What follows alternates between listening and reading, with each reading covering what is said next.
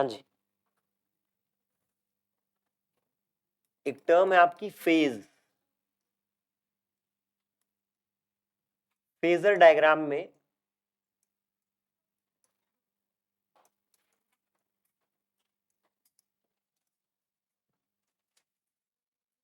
एक SHM perform करते हुए पार्टिकल का जो रोटेटिंग वेक्टर है, इसका जो एंगल है ओमेगा नॉट टी किसी टाइम टी पर, उसी को आप फेज बोलते हैं। एक एसएचएम को रिप्रेजेंट करने वाले फेजर वेक्टर के एंगल को क्या बोलते हैं? फेज। इसके लिए आप लिखना चाहें तो लिख लें।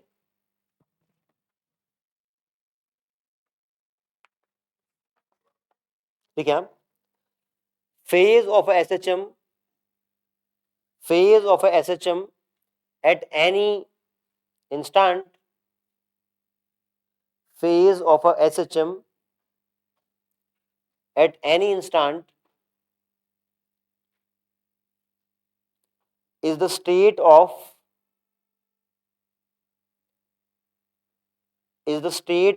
vibrating particle, is the state of vibrating particle regarding its displacement and direction.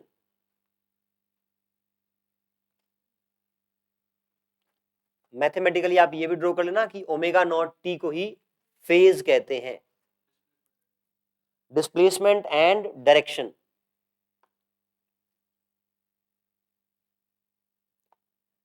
देखो, फेज का मतलब है कि वो अपनी जर्नी के किस फेज में है। जर्नी के 4 फेज हो गए ना, मीन से एक्सट्रीम, एक्सट्रीम से मीन, नेगेटिव एक्सट्रीम और फिर मीन। तो क्या जो एंगल है फेजर डायग्राम में, क्या वो एंगल से आप फेज जज कर सकते हैं? अगर मैं कह दूं रोटेटिंग वेक्टर का एंगल 30 डिग्री है, तो आपका पार्टिकल का फेज का मतलब है कि वो मीन से दूर जा रहा होगा, पॉजिटिव साइड रहेगा, मीन से दूर जा रहा होगा, एक्स भी पॉजिटिव रहेगा, वी भी पॉजिटिव रहेगा। तो कुल मिला के फेज का मतलब क्या है? उसकी जो वाइब्रेशन की जो जर्नी है, एसएचएम की जर्नी है, उसकी वो किस फेज में है, और फेज आपका एंगल से पता लगता है। ठीक, next is time period of SHM.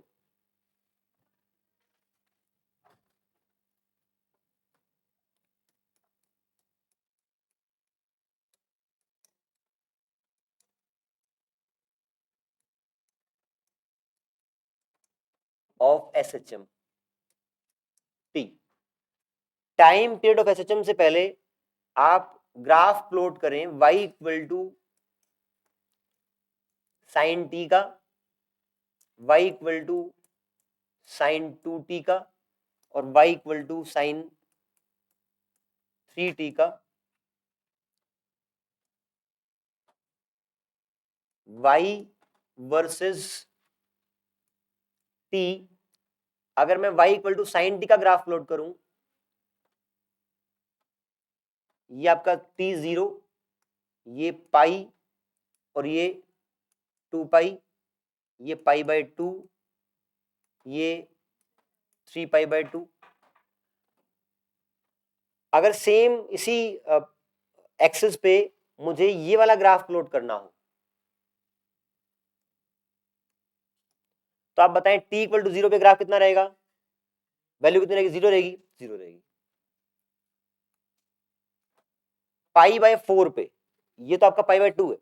मैं पूछ रहा हूं जब t equal to pi by 2 होगा, तब ये ग्राफ आपको क्या आउटपुट देगा? जब t पाई बाय 4 होगा, तब इस, जब t को आप यहां पाई बाय 4 पुट करेंगे, तो इस ग्राफ से आउटपुट क्या मिलेगा?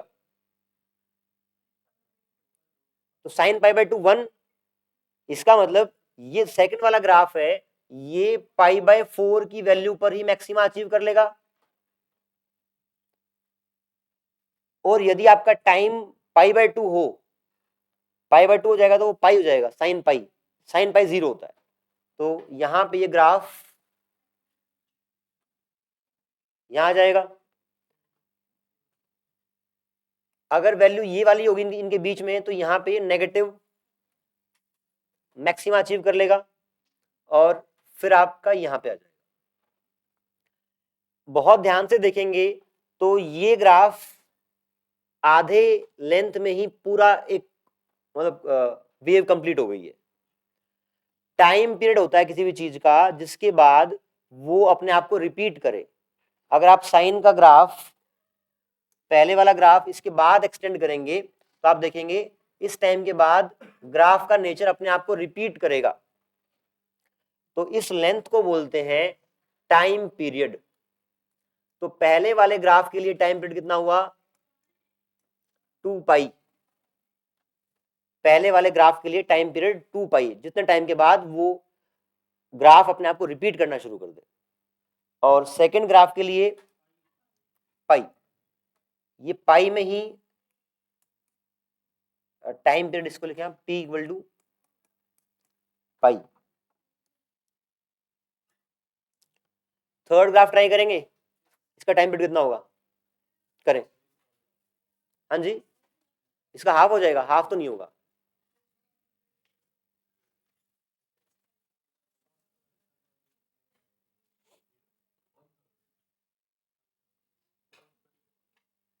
देखते हैं।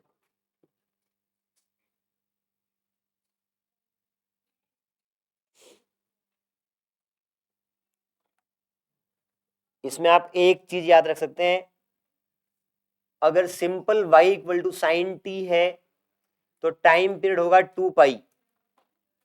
देखेंगे ध्यान से, सेकंड वाले ग्राफ में टाइम पीरियड इज 2 पाई/2। जो नंबर यहां पे मल्टीप्लाई है वो 2 पाई से डिवाइड कर देंगे उसको, ये आपका पाई हो गया। थर्ड केस में देखेंगे t इज 2 पाई/3। इस तरीके से हम किसी भी ग्राफ का टाइम पीरियड निकालते हैं। हमें निकालना क्या था? Time period of SHM. हमारे टाइम पीरियड का जो हमारा जो एसएचएम है उसका एक्सप्रेशन है x equal to a not sine omega not t. तो यहाँ पे टाइम के साथ क्या मल्टीप्लाई है? Omega not. तो time period of SHM is 2 pi omega not. 2 pi omega not. क्या सेम चीज को आप फेजर डायग्राम से निकाल सकते हैं? अगर आपको क्या निकालना है, ये टाइम पीरियड किस चीज का है? जब मीन से एक्सट्रीम, एक्सट्रीम से मीन, मीन से नेगेटिव एक्सट्रीम और फिर वापस मीन, जब एक ऑसिलेशन कंप्लीट हो गया उसका टाइम पीरियड निकल गया है। ये मैं पूछ रहा हूं, इसी चीज को आप फेजर डायग्राम से भी बता सकते हैं क्या? लगाएं दिमाग एक बार।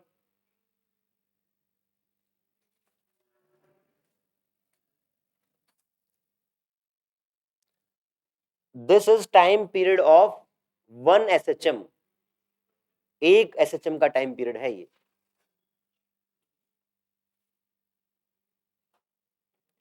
फेजर डायग्राम से दिमाग लगाएं, टाइम पीरियड इतना ही आएगा क्या? फेजर डायग्राम का मतलब है जब वो रोटेटिंग वेक्टर पूरा एक चक्कर काट लेगा उसमें कितना टाइम लगा। सेम कैसे बताया, बताओ आप। देखो, पूरा चक्कर का एंगुलर डिस्प्लेसमेंट इज 2 पाई और angular speed is omega not. तो आपका टाइम होता है डिस्टेंस अपॉन स्पीड। तो आप यहाँ पे एंगुलर डिस्टेंस कितना होगा? 2 पाई/ओमेगा नॉट। तो आप ये लिख लें, बेशक साथ में बना लें कि फेजर डायग्राम से भी आप इसको निकाल सकते हैं। ये ओमेगा नॉट है, पूरा जो एंगुलर डिस्प्लेसमेंट है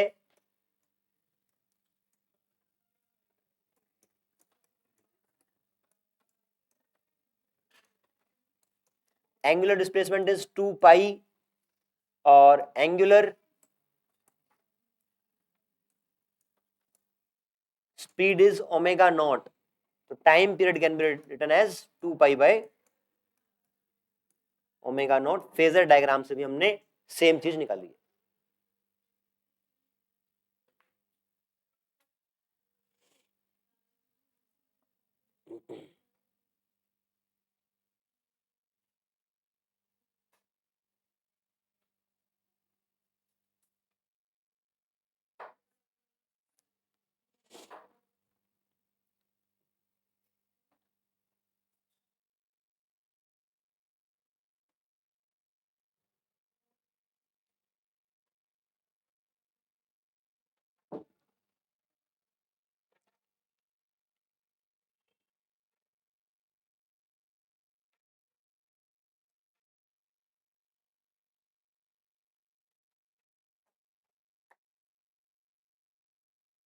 हाँ जी, डन।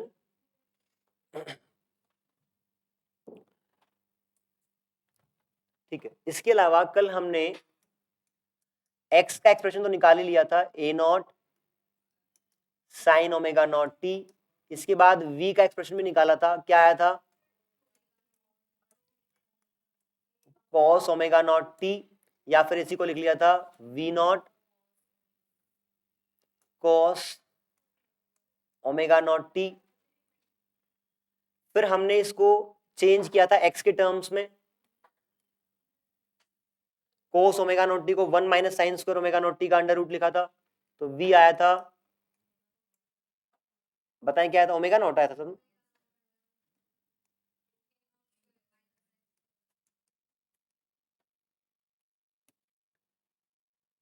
ये कब यूज होगा, जब ये पूछा जाए कि इतने टाइम पे आप वेलोसिटी बता दो, तो टाइम की वैल्यू यहाँ पुट कर देंगे।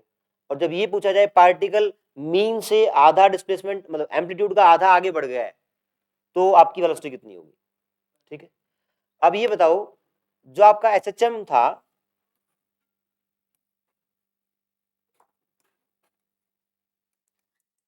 आपके पार्टिकल की मैक्सिमम वेलोसिटी किस टाइम पे होगी, या पोजीशन बता दो जो आपकी मन करे वो बता दो। एक्सट्रीम पे वेलोसिटी मैक्सिमम होगी, सब सहमत है। यही तो डेमोक्रेसी का नुकसान है, गलत है सब। यार आप सोचो, ध्यान से सोचो, यहां पे इसको इंपल्स प्रोवाइड किए, तो यहां उसको एक वेलोसिटी प्रोवाइड कर दी है, तो ग्रेजुअली जब स्प्रिंग खींचेगा तो स्लो डाउन होगा, एक्सट्रीम पे जीरो होगा, एक्सट्रीम पे आपकी वेलोसिटी जीरो होगी, और जब वापस आएगा तो फिर से स्पीड बढ़ेगी स्प्रिंग की, जब मीन पे आएगा तो मैक्सिमम होगी, और वापस जब इस साइड बढ़ जाएगा तो फिर से घटनी शुरू होगी और फिर जीरो होगी। तो वेलोसिटी आपकी, आप लिख लो बेशक, velocity is zero at extremes, velocity is zero at extremes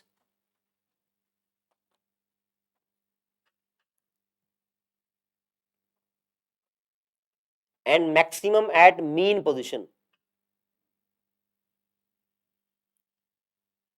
and maximum at mean position। जो बात अभी आपने लिखी है, आप क्रॉस चेक करें, क्या दोनों एक्सप्रेशन से सेम बात मिल रही है क्या। t इक्वल टू जीरो पे का मीन पे होगा, t equal to zero put करोगे तो कोस जीरो बन जाएगा, कोस जीरो इज 1, तो वेलोसिटी मैक्सिमम है, मतलब जब मीन पे है तब मैक्सिमम है। यहां चेक करें, एक्सट्रीम पे चेक करें, एक्सट्रीम का मतलब x कितना हो जाएगा, ए नॉट, तो a not square minus a not square zero हो जाएगा, एक्सट्रीम पे जीरो है। तो जो बात हमने फिजिकली देखी वही एक्सप्रेशन में भी हमें मिला। ठीक है, तो ये हमने v को as a function of time and x निकाल लिया था। अगला लिखें, एक्सेलरेशन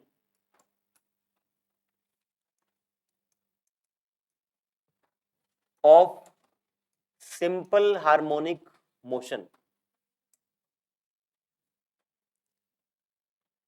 x का एक्सप्रेशन आपको पता था, डिफरेंशिएट करके v निकाल लिया।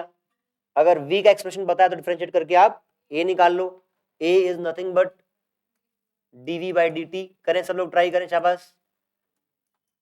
कोस का differentiation is minus sine a not omega not minus sine omega not t into omega not minus omega not square a not sine omega not t. This is acceleration as a function of a is minus omega naught square a naught sin omega naught t। ये आपके SHM perform करते हुए particle की acceleration आ गई है। अगर जैसे हमने यहां पे क्या किया था, velocity as a function of time निकाला था और फिर velocity as a function of x निकाला था, अगर मैं यहां पे निकालना चाहूं acceleration as a function of x, तो बताएं क्या करेंगे, क्या चेंज करेंगे इसमें।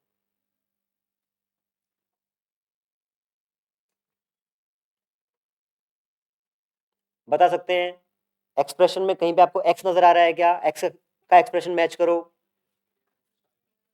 हाँ जी, a not sine omega not t is nothing but x, ये रहा एक्स।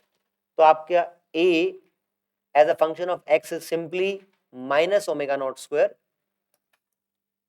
एक्स। ठीक है, तो ये आपने देख लिया एक्सेलरेशन ऑफ एसएचएम।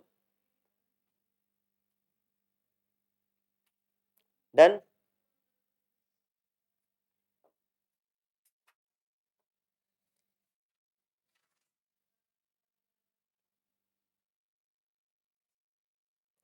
इसके बाद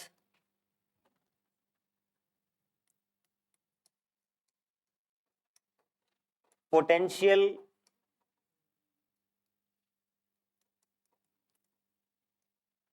energy of simple harmonic motion. Spring block system है आपका। स्प्रिंग ब्लॉक सिस्टम में स्प्रिंग जब एक्सटेंड होगा तो उसकी पोटेंशियल एनर्जी बनेगी। तो किसी टाइम टी पर वो पोटेंशियल एनर्जी क्या होगी बताएं? अगर आपका स्प्रिंग एक्सटेंडेड फॉर्म में है या कंप्रेस्ड फॉर्म में है तो उसकी एक पोटेंशियल एनर्जी होती है। फॉर्मूला क्या होता है? नहीं, एफ इक्वल टू माइनस के एक्स होता है और यू इक्वल टू हाफ के एक्स स्क्वायर होता है, सिंपली हाफ के एक्स स्क्वायर। तो अगर मैं किसी टाइम टी पर लिखूं हाफ के एक्स स्क्वायर, ये तो आपकी हो गई। इसको आप एक फॉर्म में और कन्वर्ट कर सकते हैं। हमने देखा था omega not is under root k by m. इसको स्क्वायर कर दें वापस तो omega not square k by m आ जाएगा। के को आप लिख सकते हो एम ओमेगा नॉट स्क्वायर। ये एक्सप्रेशन बिल्कुल सही है, कोई दिक्कत नहीं है। हम इसको एक फॉर्म में और लेके आ रहे हैं। तो potential energy you can be written as half m omega not square x square. ये पोटेंशियल एनर्जी आ गई as a function of position. किस पोजीशन पे आपका पार्टिकल है वो आप रखेंगे इस एक्सप्रेशन में, आपको पोटेंशियल एनर्जी मिल जाएगी। इसको अगर टाइम के फॉर्म में निकालना हो तो आप एक्स की जगह टाइम का एक्सप्रेशन रख दें, half m omega not square. X की जगह पुट करूंगा मैं a not sine omega not t, तो ये बन जाएगा a not square sine square omega not t. तो ये आपका पोटेंशियल एनर्जी का टाइम वाला फॉर्मूला है, ये पोटेंशियल एनर्जी का एक्स वाला फॉर्मूला है। आप देखिए हम सेम सीक्वेंस में चल रहे हैं। वेलोसिटी के दो फॉर्मूले निकाले, टी वाला एक्स वाला, एक्सेलरेशन टी एक्स वाला, पोटेंशियल एनर्जी टाइम वाला और पोजीशन वाला।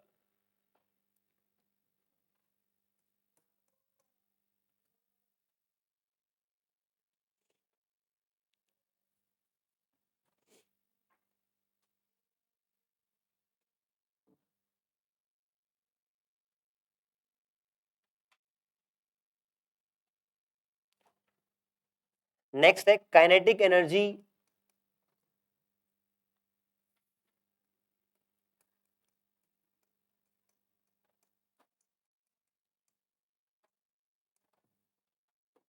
Of simple harmonic motion. Kinetic energy of simple harmonic motion k is half m v square. Velocity का आपको फॉर्मूला पता है कितना होता है? v equal to a not omega not cos omega not t. हाँ जी, ये होता है। पुट करेंगे kinetic energy is half m a not square omega not square cos square omega not T. ये आपका टाइम का फंक्शन आ गया। एक्स का और निकालना है। एक्स का यहां पे क्या आया था? ओमेगा नॉट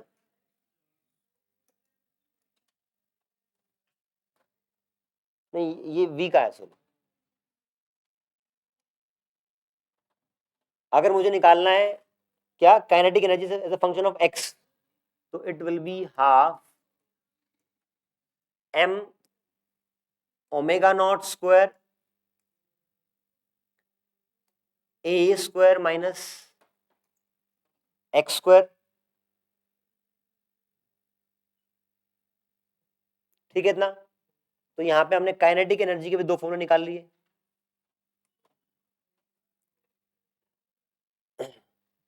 अब एक बात बताएं, जब पार्टिकल एसएचएम परफॉर्म कर रहा होगा, सुनेंगे ध्यान से, जब पार्टिकल एसएचएम परफॉर्म कर रहा होगा तो क्या उसकी पोटेंशियल एनर्जी कांस्टेंट रहेगी या बदलेगी? व्हेन बदलेगी, क्योंकि देखो आप टाइम बदलेगा तो टाइम और एक्स बदलेगा तो पोटेंशियल एनर्जी बदलेगी। क्या पार्टिकल की काइनेटिक एनर्जी बदलेगी? बदलेगी, वेलोसिटी बदल रही है ना, बदलेगी वो भी, ठीक है। तो potential energy and kinetic energy are not constant, they are changing during the course of motion, ठीक बात है। अब आप अगर हम मैकेनिकल एनर्जी लिखें तो मैकेनिकल एनर्जी होती है potential energy plus kinetic energy.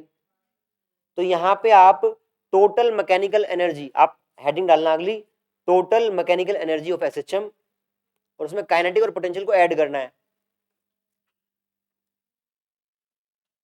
तो आप ये चेक करें क्या दोनों का एडिशन कांस्टेंट आएगा या वो भी टाइम के साथ बदलेगा।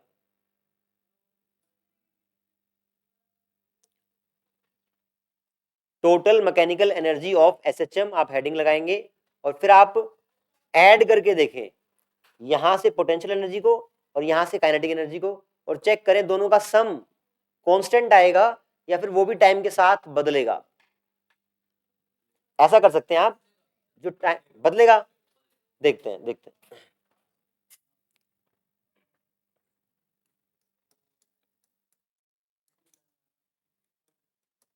Total mechanical energy of simple harmonic motion,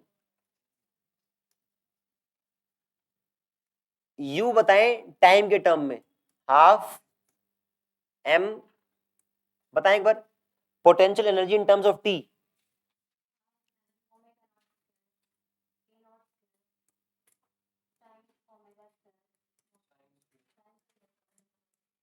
ठीक है। काइनेटिक एनर्जी बताएं in terms of time,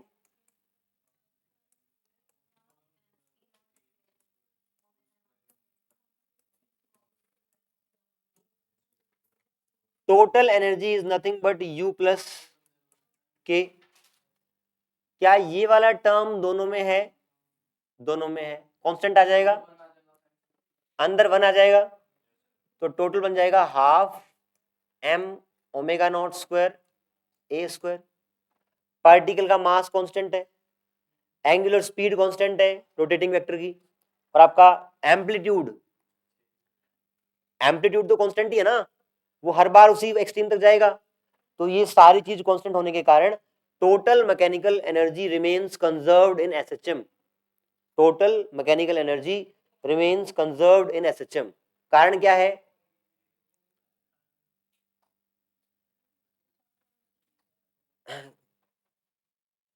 constant तो है, एनर्जी कंजर्व कब होती है? जब कंजर्वेटिव फोर्स हो। आपका फोर्स कौन सा लग रहा है? स्प्रिंग फोर्स, कंजर्वेटिव फोर्स है, इसलिए आपकी एनर्जी कंजर्व रह रही है। लिख लें आप, total mechanical energy is conserved because total mechanical energy is conserved because conservative force is present.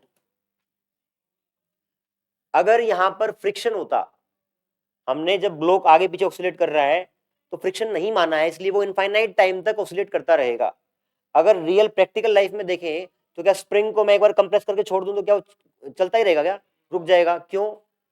Friction है, फ्रिक्शन आपका नॉन कंजर्वेटिव फोर्स है, इसलिए आपकी एनर्जी लगातार घटेगी, घटते घटते घटते जीरो हो जाएगी। ये आइडियल केस है, यहां पे फ्रिक्शन नहीं माना है, ठीक है।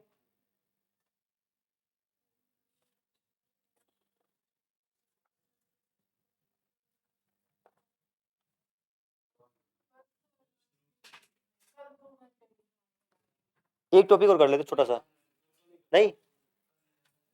ठीक है, थैंक यू।